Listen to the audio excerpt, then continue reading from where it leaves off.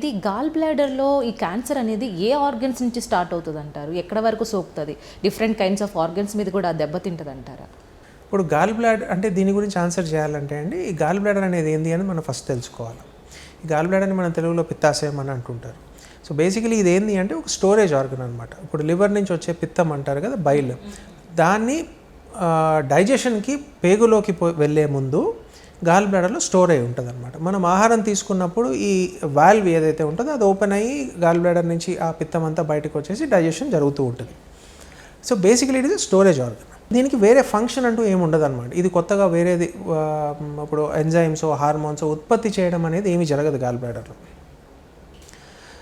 So పేషెంట్స్కి gall bladder stones first start అయ్యేది ఎలా స్టార్ట్ అవుతాయి అనేది గాల్ బ్లాడర్ ఫంక్షన్ సరిగా లేకపోవడమో, లేకపోతే వచ్చే పిత్తం కాన్సన్ట్రేషన్ సరిగా లేకపోవడమో, లేకపోతే పేషెంట్ మందుల వల్లనో, లేకపోతే అండర్లైన్ డిసీజెస్ అనమాట, లివర్లో ఉన్న ప్రాబ్లమ్స్ వలనో ఈ స్టోన్స్ వస్తూ ఉంటాయి. లాంగ్ స్టాండింగ్ స్టోన్స్ అంటే ఈ రాళ్ళు ఎక్కువ రోజులు ఉండడము, దాంతోపాటు పాలిప్స్ అనేవి ఉండడము, కాంబినేషన్లో ఉండడము, ప్రైమరీ గాల్ బ్లాడర్ స్ట్రక్చర్లో జెనెటిక్ డిజార్డర్స్ వల్ల రావడం, వీటి వల్ల ఏమవుతాయంటే క్యాన్సర్గా మారేదానికి ఆర్ క్యాన్సర్ స్టార్ట్ అయ్యేదానికి ఎక్కువ ఛాన్సెస్ ఉంటాయి వీళ్ళలో.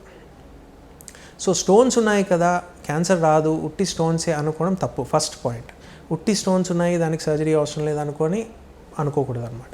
రెండోది పాలిప్స్ అంటారు. పాలిప్స్ మీన్స్ అసలు ఇంతకు ముందు నేను సింపుల్గా చెప్పాలంటే అండి, ఇప్పుడు స్కిన్ పైన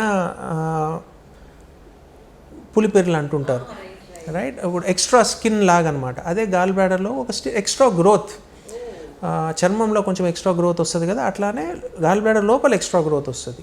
ఇది చాలాసార్లు ఏంటంటే అల్ట్రాసౌండ్ స్కాన్ చేసినప్పుడు రాళ్ళుగా మిస్ఇంటర్ప్రెట్ అవుతూ ఉంటుంది అనమాట. రెండు ఒకటేలాగా ఉంటాయి స్కాన్లో చూసేదానికి. కానీ ఈ polyps are more dangerous than stones అనమాట. స్టోన్స్ ఉండి అది చాలా రోజులు స్టోన్స్ ఉండడం వల్ల, క్రానిక్ ఇన్ఫెక్షన్స్ అవ్వడం వల్ల క్యాన్సర్ వచ్చేదానికి ఛాన్సెస్ ఉన్నాయి. కానీ పాలిప్ ఏంది అంటే, పాలిప్ సైజు ఇప్పుడు మనం మామూలుగా దాని గురించి స్టడీ చేసినట్టయితే ఆర్ ఎవిడెన్స్ చూసుకుంటే, gall bladder polyps anything more than 1 centimeter are cancers. So మనం స్కాన్ చేసినప్పుడు పాలిప్ కానీ 1 centimeter కన్నా ఎక్కువ ఉందంటే అది క్యాన్సర్ అని తీసుకోవాలి. ఒకవేళ 8 millimeters కన్నా ఎక్కువ ఉందనుకోండి, 8 millimeters అంటే ఎంత అండి, ఒక చిన్న రాయి అంత, అంతే, నలకంత. సో 8 millimeters కన్నా ఎక్కువ ఉందనుకోండి, అది క్యాన్సర్గా మారేదానికి అవకాశం చాలా ఎక్కువ ఉంది అని. ఆల్మోస్ట్ అంటే మనం ఎట్లా చెప్పొచ్చు అంటే అది క్యాన్సర్గా మారుతుంది, క్యాన్సర్ అవ్వకపోయినా క్యాన్సర్గా మారుతుంది. సో 8 millimeters కన్నా తక్కువ ఉన్నదాన్ని మనం రెగ్యులర్ స్కాన్స్ చేసుకొని చూసుకోమని చెప్తాం. దానికి కూడా ఎవ్రీ 6 months స్కాన్ చేసి, సైజ్ పెరుగుతుంటే సర్జరీ చేయించుకోండి, అట్లానే ఉంటే వెయిట్ చేసి మళ్ళీ ఇంకో స్కాన్ చేయించుకోండి అని. ఇప్పుడు రీసెంట్ స్టడీస్ ఏంది అంటే, పాలిప్ వచ్చింది, పాలిప్తో పాటు స్టోన్ ఉంది అంటే అవి క్యాన్సర్గా మారేదానికి వెరీ హై ఛాన్సెస్ సర్జరీ చేయించేసుకోవాలి. సో అసలు దానికి అంటే ఆ ఛాన్స్ కూడా ఇవ్వద్దు, మారుతుందా లేదా అన్న స్క్రీనింగ్ కూడా అవసరం లేదు, సర్జరీ చేయించేసుకోమని. సో ఈ రెండు వాటిల్లో తీసుకున్నట్లయితే gall bladder stones, gall bladder polyps easy to diagnose అనమాట. అంటే రెగ్యులర్ స్కానింగ్, ఇప్పుడు మీరు కానీ నేను కానీ ఏ పేషెంట్ అయినా కానీ హెల్త్ చెకప్ అంటూ వెళ్తూ ఉంటారు. ప్రతి హెల్త్ చెకప్లో పొట్టకి స్కాన్ చేస్తారు.